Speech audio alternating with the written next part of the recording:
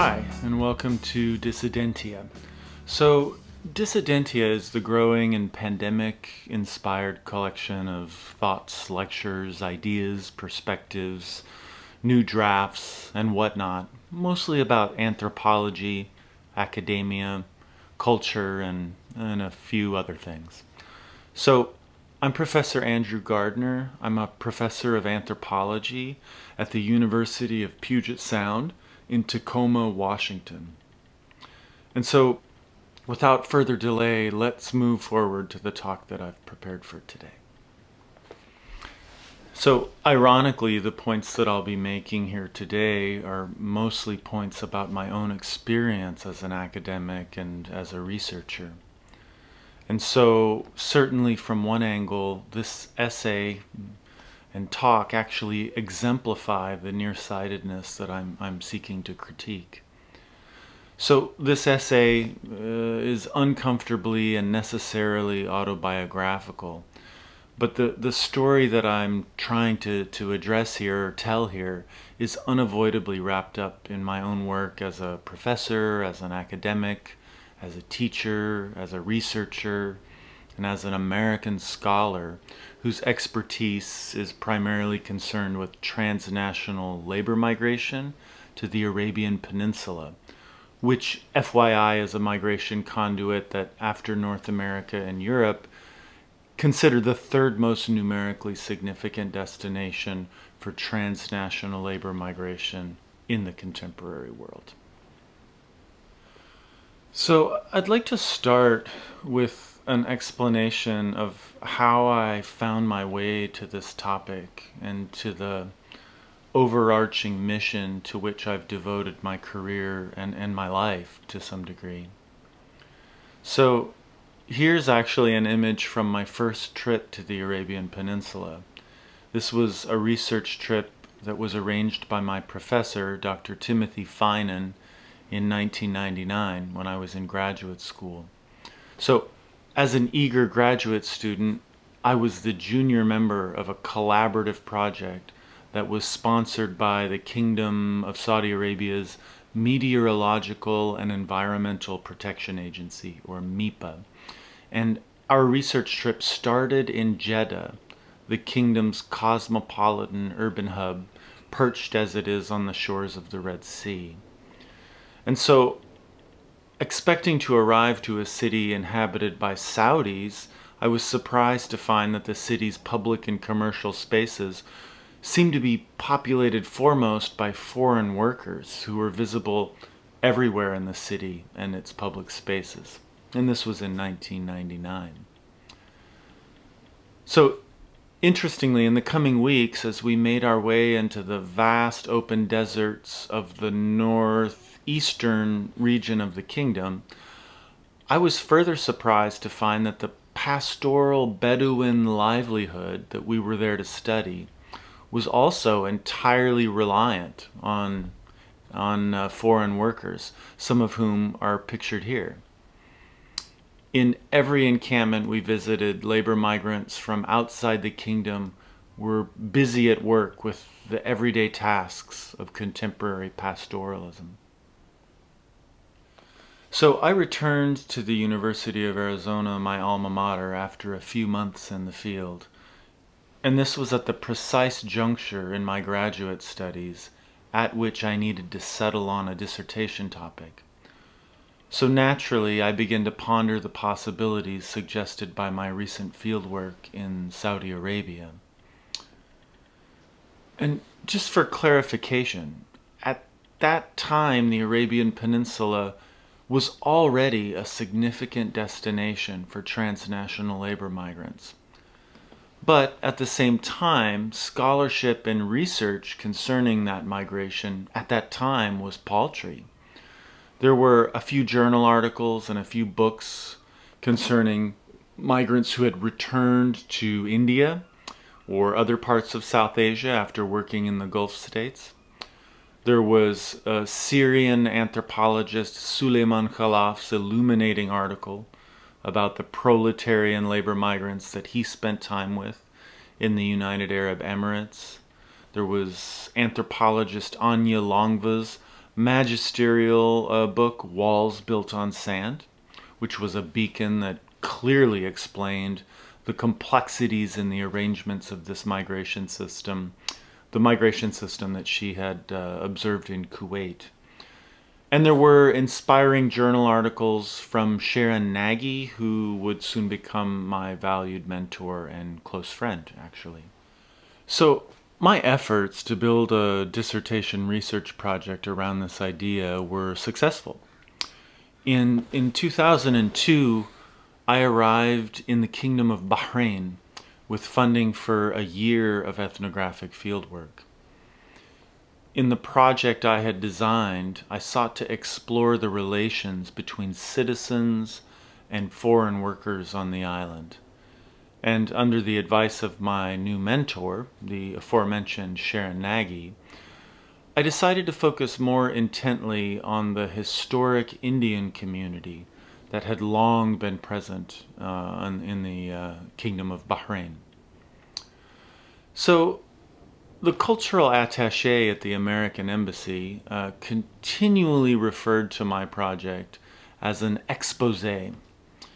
And although the term gave me pause every time that she voiced it, the truth of the matter was that the image of the anthropologist activist had an attractive glint to me at that age. Those impulses were redoubled by the fact that I was the first academic and outsider to visit and to write about the labor camps where millions of working class migrants dwelled and continue to dwell to this day. So here's a photograph from one of those first visits.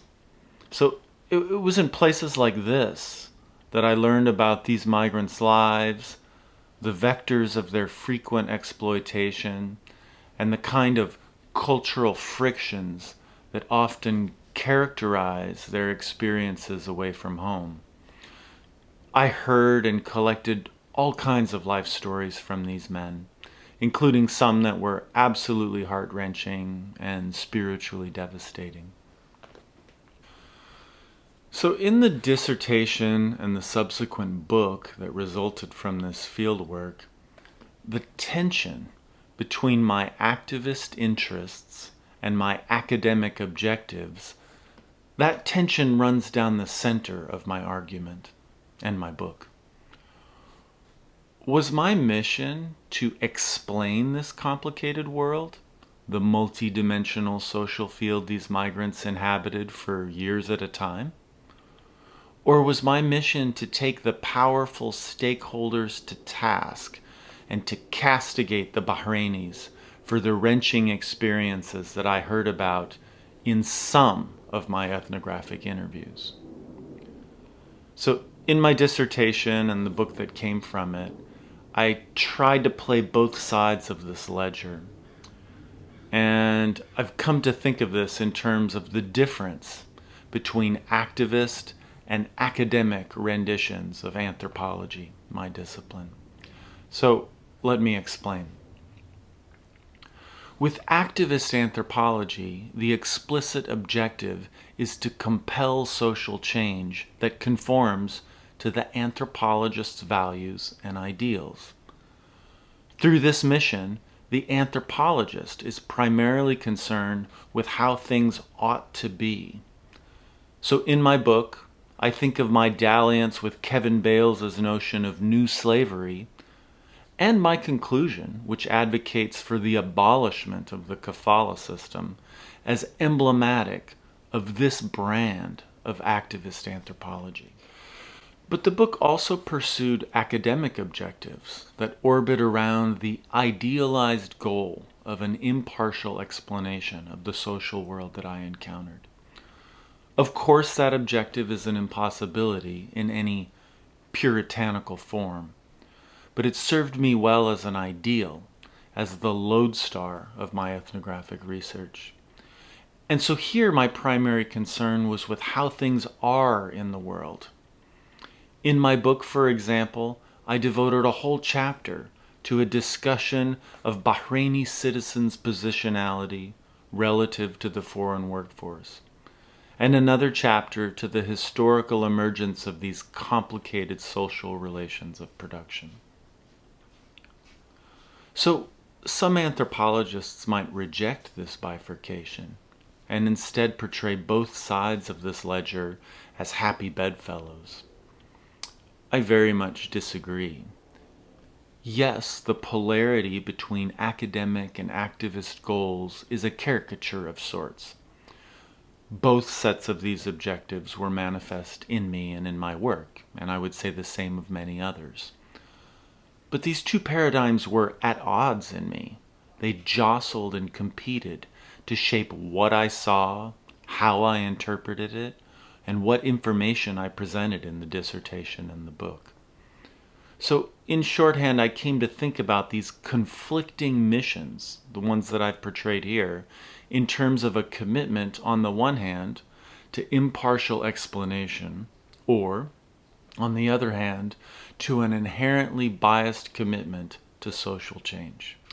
So, to put this dilemma more squarely in the context of my own work, is my objective to portray the world through the eyes and the experiences of the most exploited migrants that I encountered, and to see the other stakeholders in this social field through the prism of those migrants' exploitation and experience alone?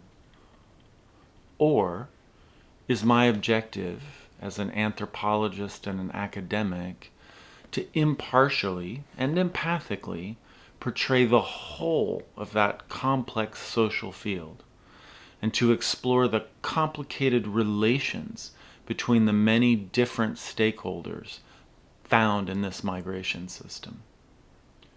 So here, for example, in addition to this portrait of a labor migrant in the upper left, in the upper right you see pictures of me with a pair of labor brokers that I spoke with in Islamabad, Pakistan. These are men who help migrants obtain work on the Arabian Peninsula and extract some bit of profit from that transaction.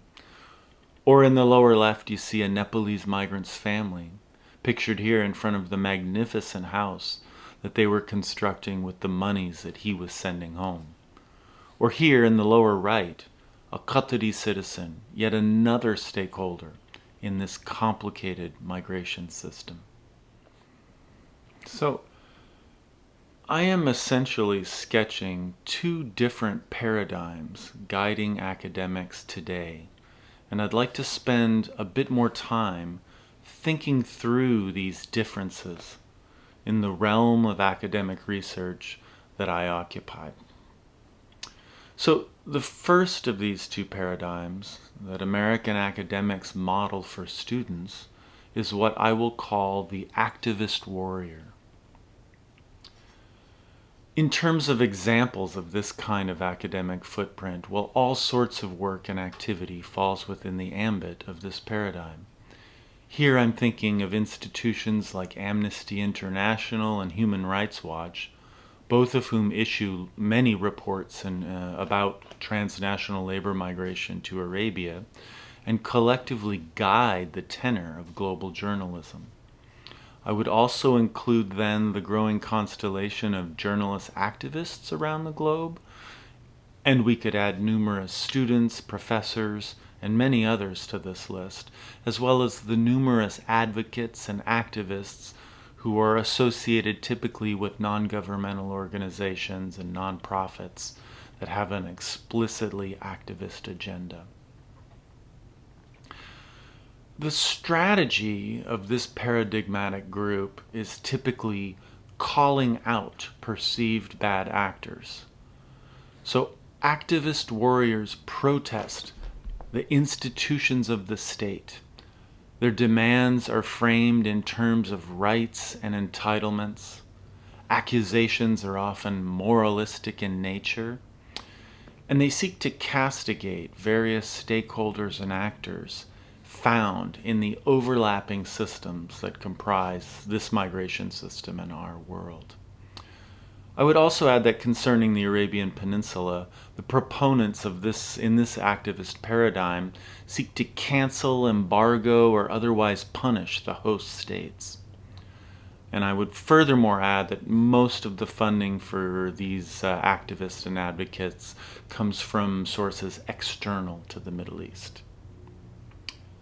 In terms of the impact of this paradigm, this strategy has been successful in producing global awareness around the issues that I study, and it's thereby widened our understanding, or one might argue misunderstanding, of the situation. But there have been other impacts. Several activist scholars have been deported from the region, and as a further result of this approach, research conducted in migrant labor camps, research that resembles mine, is generally prohibited nowadays or otherwise impossibly difficult to accomplish in many places, including, for example, the United Arab Emirates. So the second of these two paradigms is what I will refer to as the impartial researcher. And this is the path that I feel that I took in my career trajectory. So in my experience, devotees to this paradigm often straddle academia and the policy-making portions of the state. Examples here would include a variety of research projects, academic papers, and technical reports that often result from these kinds of projects and these kinds of persons' work. And we'll actually turn to an example from my own work shortly. In terms of the strategy that this paradigm pursues, I think of the strategy here in shorthand as calling others in. Through collaborative work, projects seek an impartial and empirically verifiable assessment of migrant conditions. This work typically seeks coordination and collaboration with policy-making state institutions. In terms of its impact, this strategy has resulted in clear, incremental improvements to the migrant experience in Arabia, oftentimes found in the form of changing state-level policies. Additionally, we can see evidence of some increased collaboration between migrant sending and migrant receiving states. But all of this activity is largely disconnected from the theater of global public attention. So, drawing from my own research experience, let me briefly walk through an example of the work that I see as emblematic of this second paradigm. And so here I'm going to be talking about the Qatari Migrant Justice Project, which was conducted by myself in collaboration with Dr. Sylvia Pessoa between 2011 and 2014. This project built on a data set that my team had collected via a large-scale survey of migrant workers, a survey that was part of a project funded by the Qatari state.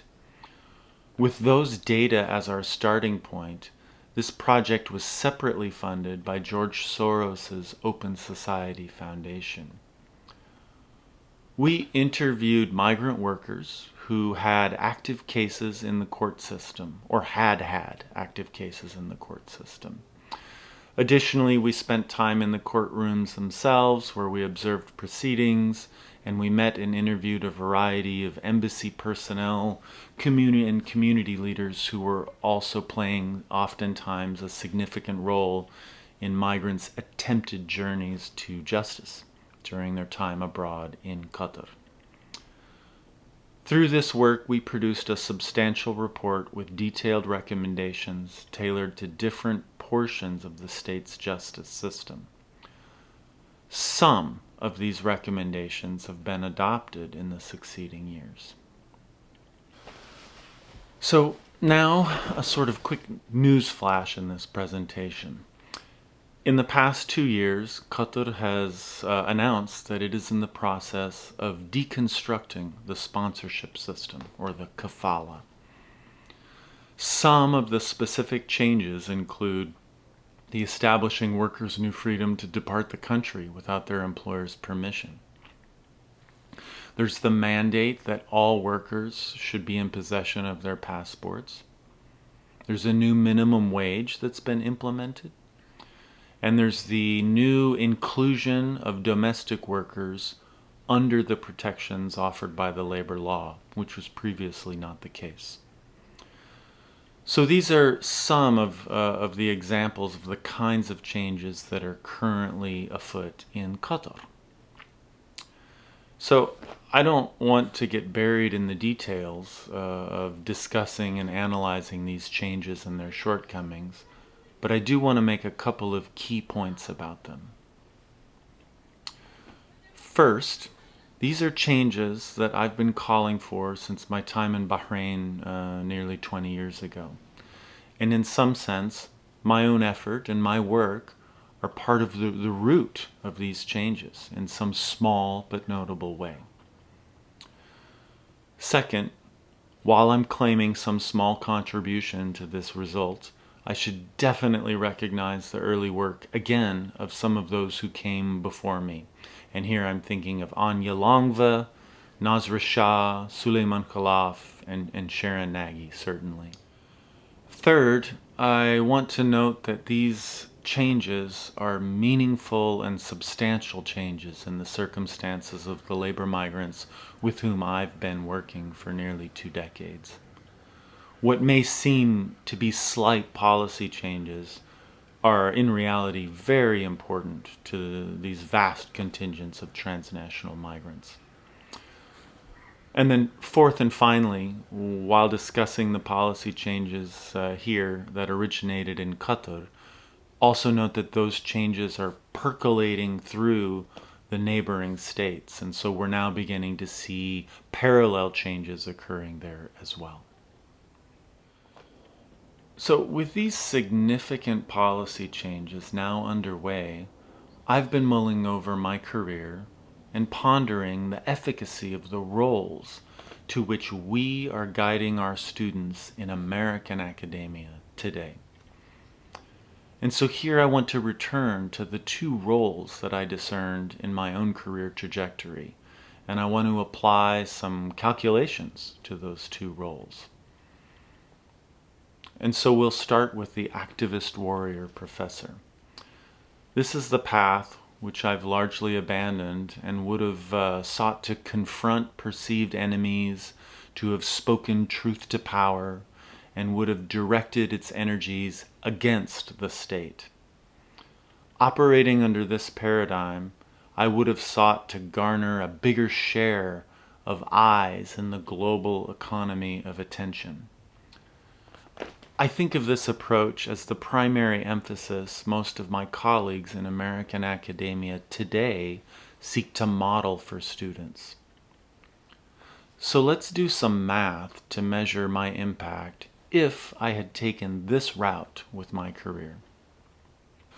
So I have 25 students in a class on average, and 3 classes a semester. There are 2 semesters in a year.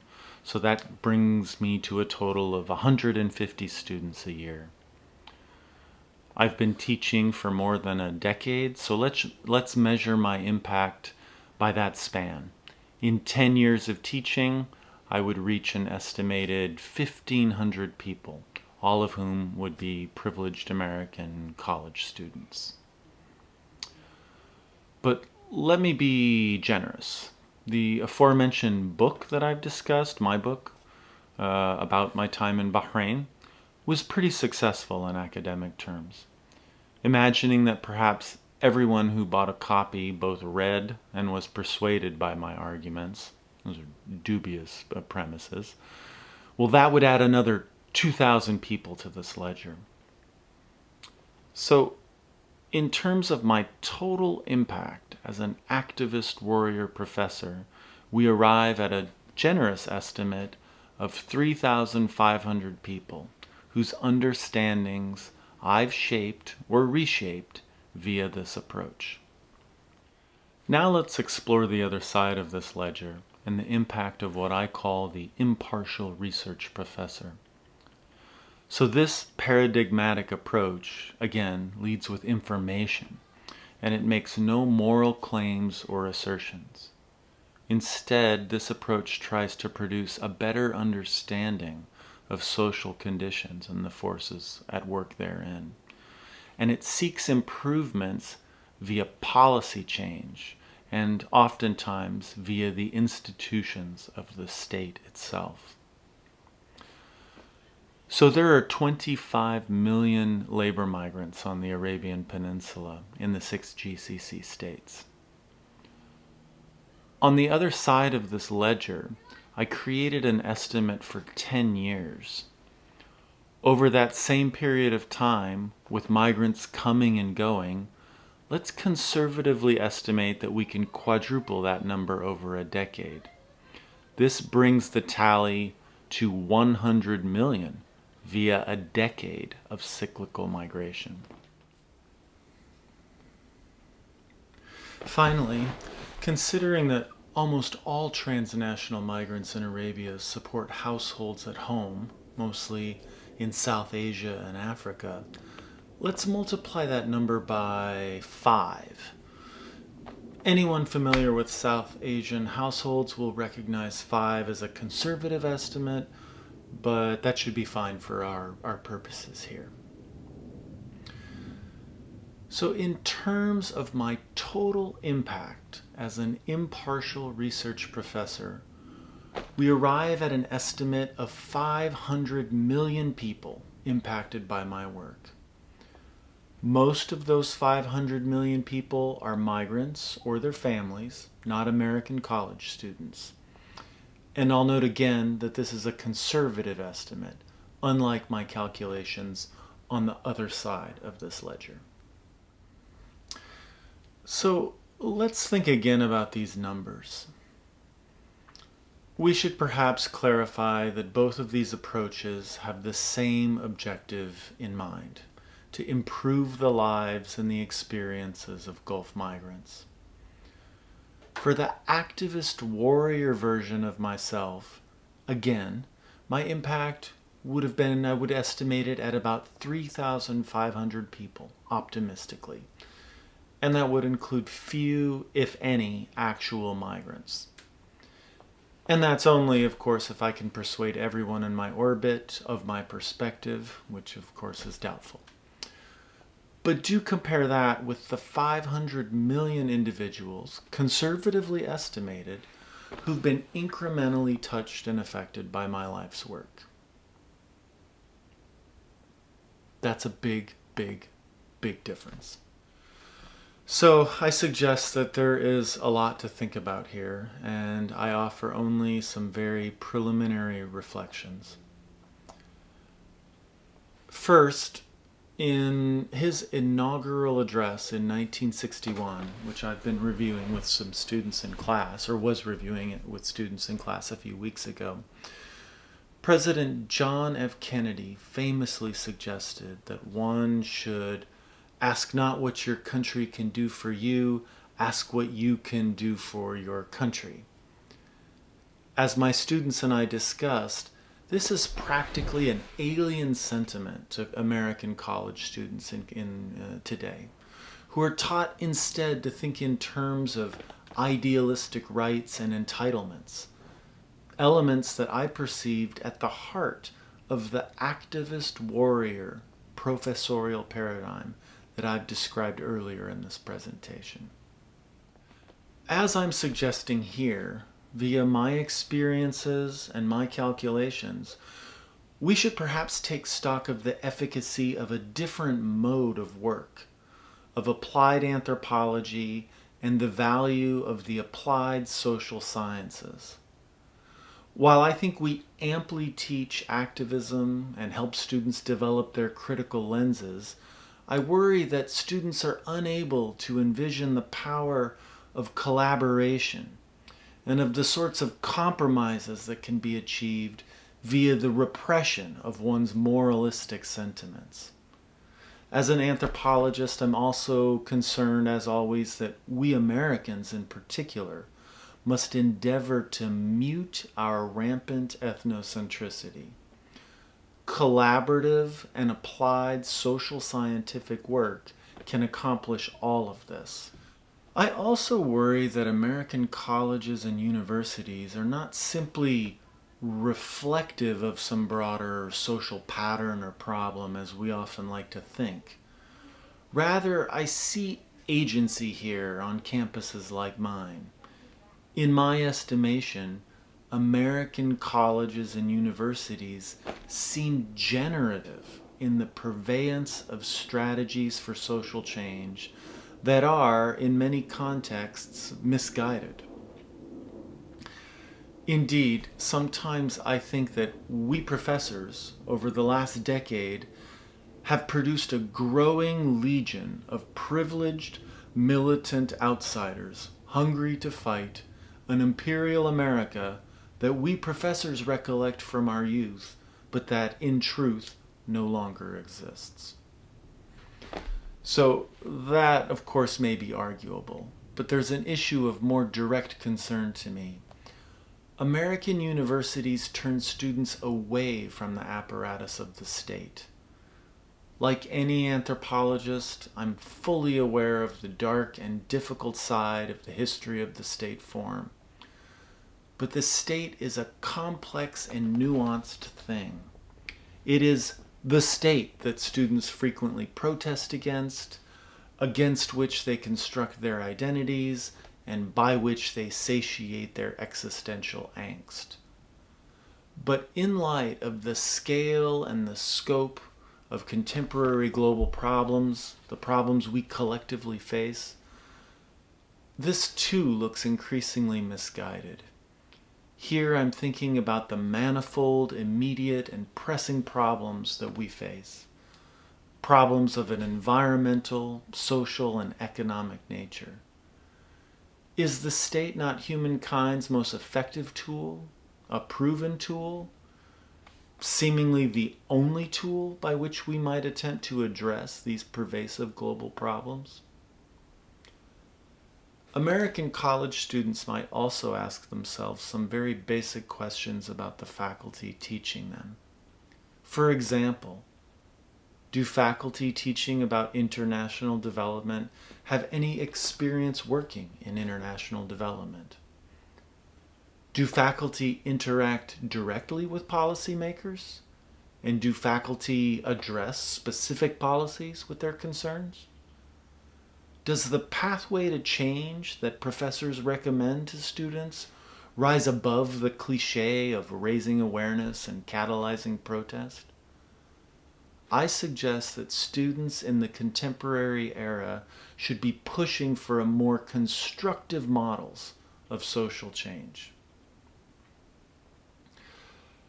So in conclusion, I suggest that via the experiences I've conveyed here, I'm greatly concerned that the militancy, the righteousness, and the puritanical fervor cultivated on American campuses is a formidable obstacle to our pressing need to forge a more socially just, equal, and sustainable world.